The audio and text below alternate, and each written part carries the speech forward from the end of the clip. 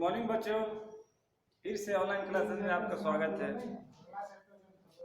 बच्चों, आज आपको मैं क्लास 5 का चैप्टर 2 महान व्यक्तित्व कहानी का तीसरा भाग वीडियो के माध्यम से पढ़ाने जा रहा हूँ। बच्चों, मैं उम्मीद करता हूँ कि आप कहानी का पहला भाग, कहानी का दूसरा भाग का वीडियो आप देखे होंगे।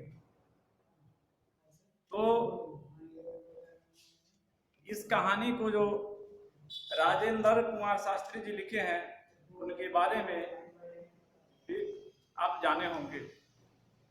तो आज इस कहानी का तीसरा भाग है। तीसरा भाग भी आज हम लोग जानते हैं।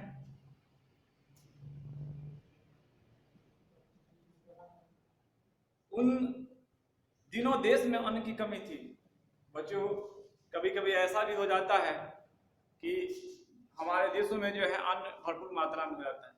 कभी कभी अन्नों की कमी यानी स्कार्सिटी भी हो जाती है।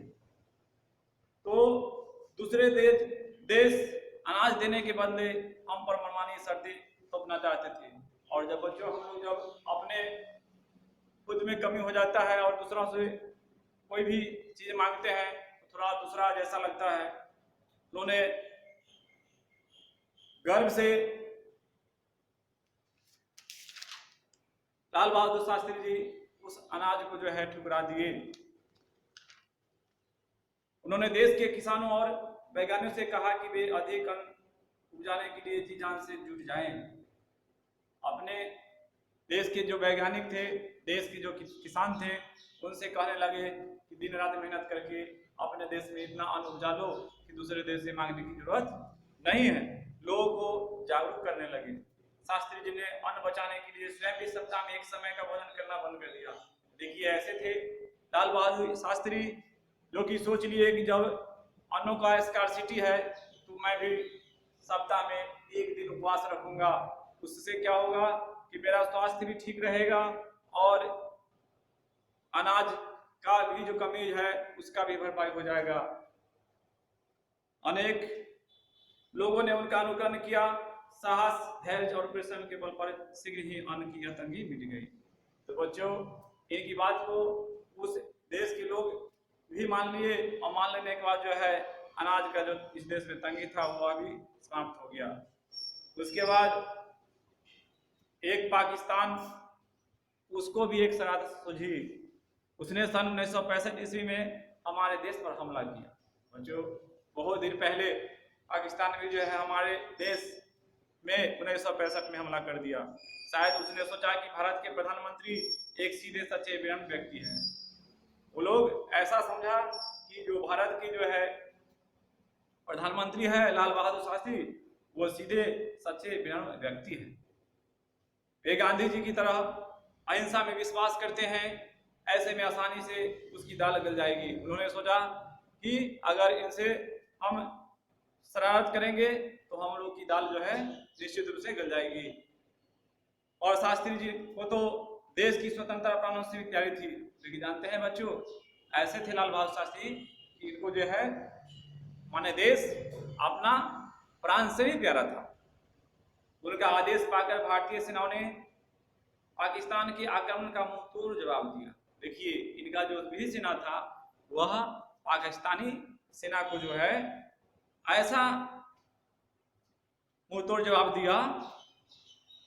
पाकिस्तान समझ गया कि यह विनम्र व्यक्ति कमजोर नहीं है। उस पाकिस्तान को समझ में आ गया कि यह विनम्र नहीं व्यक्ति नहीं है, यह ऐसा व्यक्ति है कि बहुत ही बलवान है। शास्त्री जी मानते थे कि पड़ोसी देश को आपस में मिलजुल कर प्रेम से रहना चाहिए। वो हमेशा सोचते थे कि हमारा पड़ोसी देश है, इससे हमको मिलकर रहना है और वो भी हमको मिलकर रहेगा। इसीलिए उन्होंने युद्ध में जीतकर ही पाकिस्तान से समझौता किया। और जब युद्ध छिड़ा तो उस युद्ध में भी ये शास्त्री जी विजय प्राप्त कर लिए। फिर भी जो है पाकिस्तान को समझाए बुझाए समझाकर छोड़ दिए। समझौता होने की रात में ही उन्हें ताशकंद यानी रूस में दिल का दौरा पड़ा। 11 जनवरी सन 1966 ईस्वी में देश को बिलखता हुआ छोड़कर वे संसार से सदा सदा के लिए विदा हो गए। मतलब बच्चों कि 11 जनवरी सन 1966 ईस्वी में इनका निधन हो गया और वे संसार को छोड़कर यहाँ से विदा हो गए। शास्त्री जी सच्चे देशभक्त थे। देश और समाज की सेवा में उन्होंने अपना पूरा जीवन लगा दिया। कर्तव्य पालन में भी ढिलाई नहीं करते थे, माने पूरी जीवन वो अपना जो है देश की सेवा में लगा दिए। और इनका जो कर्तव्य बनता था उसमें भी जो है कभी भी ये ढिलाई नहीं किया करते थे। ईमानदारी उनकी रग रग में बसी थी और ऐसे भी थे कि पूरे ईमानदारी में इनको पूरा देश जानता है। इतने ऊंचे पदों पर रहकर भी वे अपना एक मकान तक नहीं बना पाए। सोचिए बच्चों कि हम लोग छोटा मोटा काम करते हैं फिर भी मकान बना लेते हैं, लेकिन इन्होंने प्रधानमंत्री रहकर भी अपना मकान नहीं बना सके। तो इससे प्रूफ होता है, साबित होता है कि वे ईमानदार व्यक्ति थे। उन्हें सादगी की पसंद थी, सादा जीवन इनको पसंद था। वे विनम्र थे परंतु कमजोर नहीं थे। विनम्र जरूर थे लेकिन इन्होंने अपने ताकत से कमजोर नहीं थे। उनका कद भले ही छोटा था परंतु अपने चैत्य की विशेषताओं के कारण वे लंबे से लंबे व्यक्ति से भी कहीं ऊंचे थे।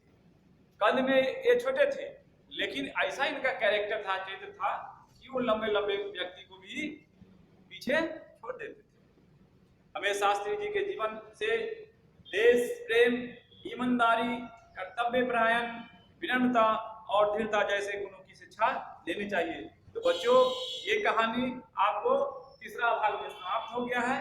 इसको आप लोग घर पर पढ़ेंगे, देखेंगे, समझेंगे, बुझेंगे और उसके बाद नेक्स्ट वीडियो या ऑडियो या व्हाट्सएप के माध्यम से जो भी प्रॉब्लम आपको हो प्रश्न उत्तर करने में तो पूछ सकते हैं और मैं भी अपना बना करके आपको नेक्स्ट वीडियो में इस क्वेश्चन का आंसर भेज दूंगा। आज इतना ही।